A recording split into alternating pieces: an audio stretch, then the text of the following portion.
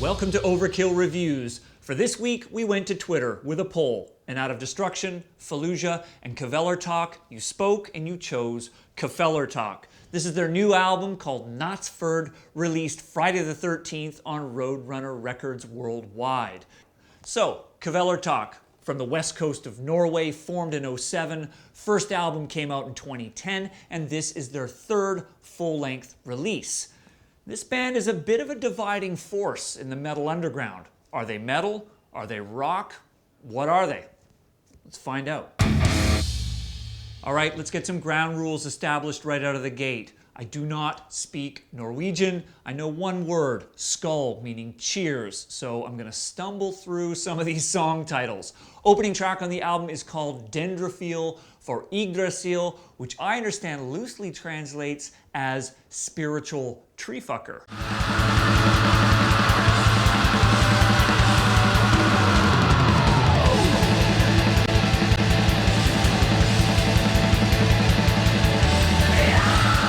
So off the top, this album screams lo-fi black metal, but let me be absolutely clear. This is not a black metal record, so for all your purists, go watch something else. This is a rock record. There's some great high-end piercing guitar work on this song, and I really like the production because the bass pushes through even though there's 3 guitars in this band. They find a way to space everything out. Next tune.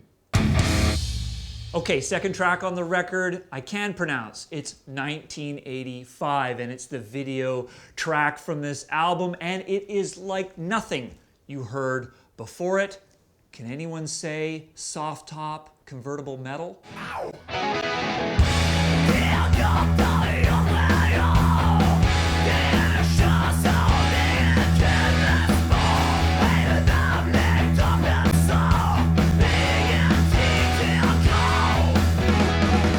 So this is something like the singer from Refuse singing over a harder-edged journey. I can't quite put my finger on this one, but you know what?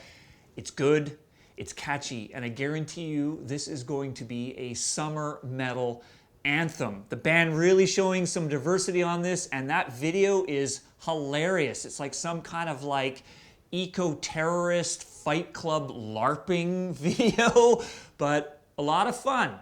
Let's go on to the next one. Next track is Spart Meza, translating as blackness. And the band describes this as Eye of the Tiger meets Merciful Fate. I'm more like The Cars meets Satyricon. Listen to this.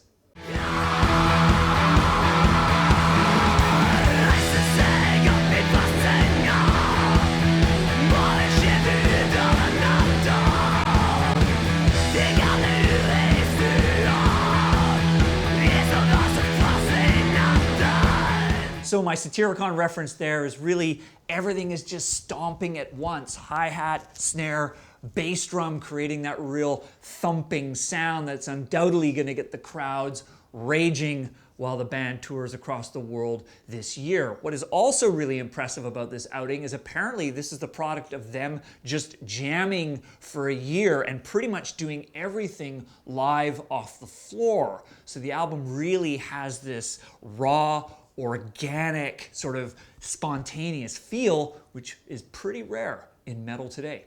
Next song. Next track is called Berserker, and it's the 7th song on the album. And for me, the band is showing some depth late into the record. And if the band didn't show any Nawabum influences up till this point, here we go.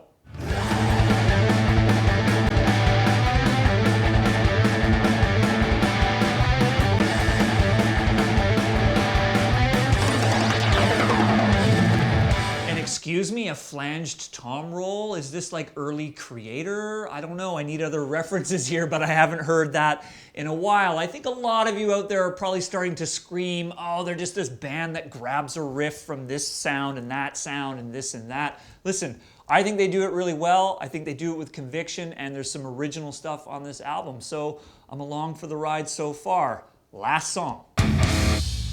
This track is called Necro Damus, and as I understand, all their albums have had some necro blank title. They're continuing in that tradition, so here we go with some classic Sabbath doom.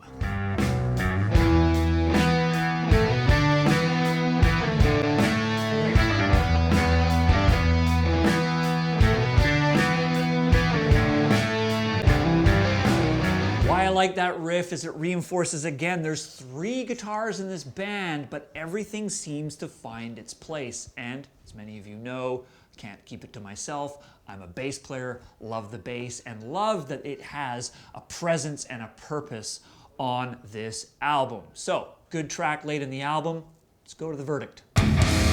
Okay, so the elephant in the room.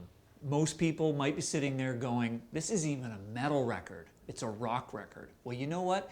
It's a good record. This is a band with a good sense of power, melody, the vocal attack is consistent. They've produced an album that feels dynamic, and the drums and the bass and the guitars all breathe in the mix. And every song, all 9 of them, has a real strong identity. There's short 2-minute blasters, and then there's an epic 9-minute song late in the album. I'm gonna get tarred and feathered by the purists for this one, but in my opinion, it's 3.5 out of 4 skulls on Overkill Reviews.